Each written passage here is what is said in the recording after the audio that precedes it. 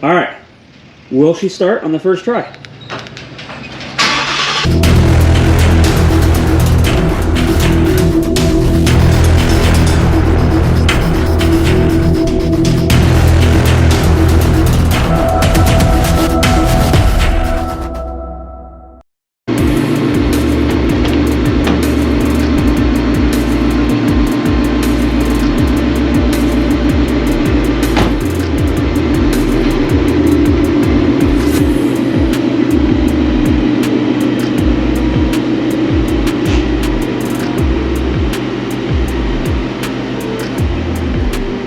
All right, everyone, welcome back here to the channel and yet again here to another video. All right, so as most of you probably know if you've been following my channel for a while, I'm currently still on E85 right now, and what today is going to be about is when it's cold out like it is today, basically anything at 50 degrees or under, your car, if you're on E85,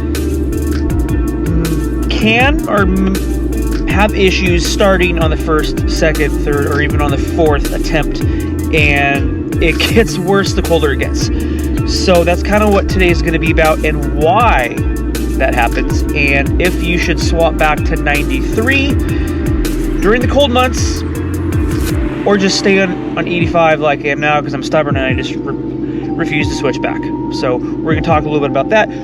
Go for a drive. It's a beautiful day. Top off the gas tank on 85, and yeah, let's do it. All right, so before we get started, I wanted to do a quick little install. So a lot of people that have S550s, when you open these, you touch it, all right, and then you close it, and you get your fingerprints and crap all over it. And I just dropped that. So to avoid that, I got this device right here. It's a pull tab.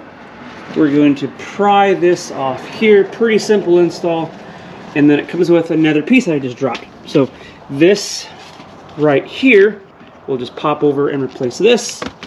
This little pull tab, you pull on the pull tab, so you pull down on this instead of pulling down and getting your fingerprints on this. So we're gonna get this installed real quick.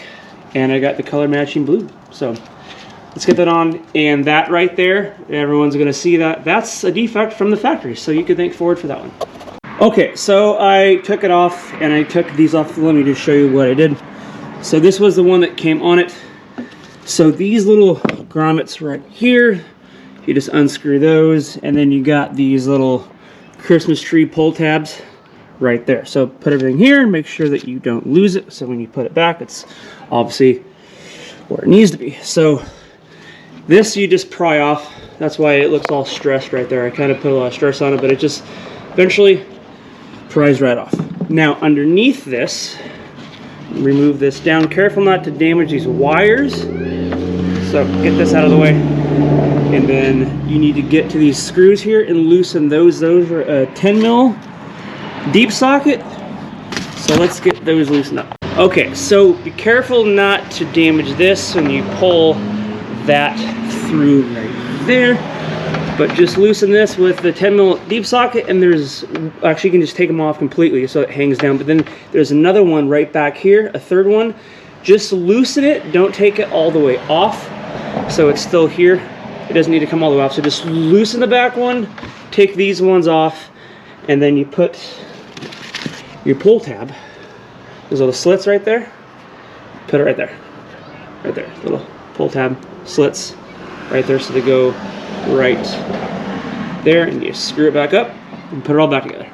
All right, so put these bump stops back in, these screw in, put these here, put that back. So don't do what I did here. I just don't feel like taking this back apart again. Before you put this new piece back on, you need to feed this through it and then put this piece on top of that. I didn't do that, and I don't want to just take it back apart again and pull it off.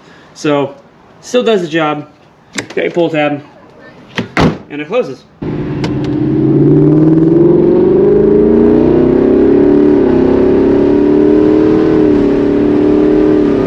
It's part of my weekly routine, driving about a half hour-ish or so, depending on traffic, to the specific gas station that always tests really high on E85, tests around E88, E87, but it's all right. It's worth the drive because I refuse to switch back to 93. So you have a car that's on 85, and then on cold days, it doesn't always like to start on the first initial start.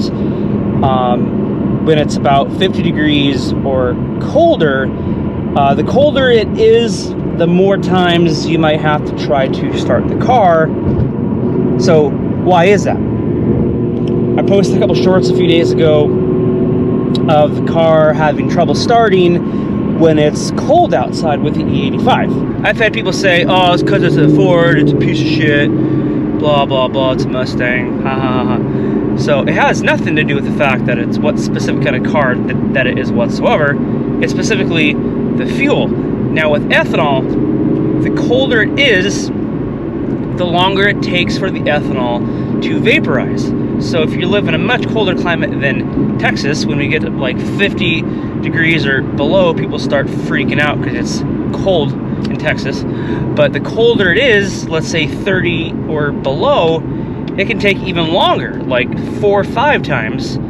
Hopefully it'll even start in general if it's that cold with E85. And that's because the colder it is, the harder it is, and the longer time it takes for the ethanol to vaporize to start your car. So for some people that might be a turnoff to say that it's not worth to switch over from 93 to 85 because it'll always start, which, you know, I understand that, I get that, but for me, honestly, that is the only downside, I guess. In Texas, there's really not a whole lot of cold days here in Texas, and if it's anything below freezing during the day, if I don't have to go to work that day, I'm not driving the car anyway, just because, not just because of 85, just if it's that cold, there could be ice.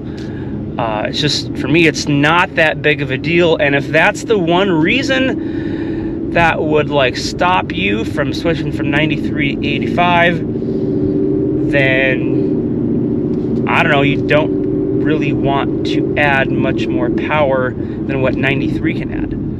So with E85, I'm not running turbo, supercharger, or even nitrous yet. So, and that is the big, that's where E85 really comes into play, is when you add a lot of just boost in general. Doesn't matter what it is, with 85 and boost, it really changes everything. So if the one thing with the car starting when the car is cold steers you away, then it's not really something you want to do in the first place, because in my opinion, that's really not that big of a deal. It's more of a slight pain in the ass. It's more of, it's not that big of a deal in my opinion with the car not starting. First, second try, it'll eventually start. But to me, it's really not that big of an issue.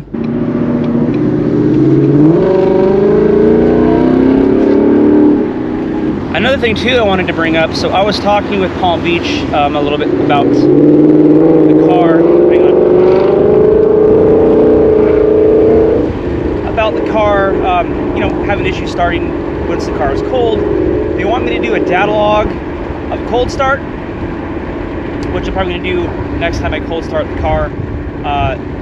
They might be able to adjust the tune at the point of helping the car start, so that is something that they could possibly do to compensate with the issue with 85 vaporizing in time to have the car start. I don't know how they adjust all that, but they want me to send them a tune. So if you are having issues, keep that in mind. Communicate that with your tuner, that they might be able to possibly adjust your tune to help correct the issues with cold starts.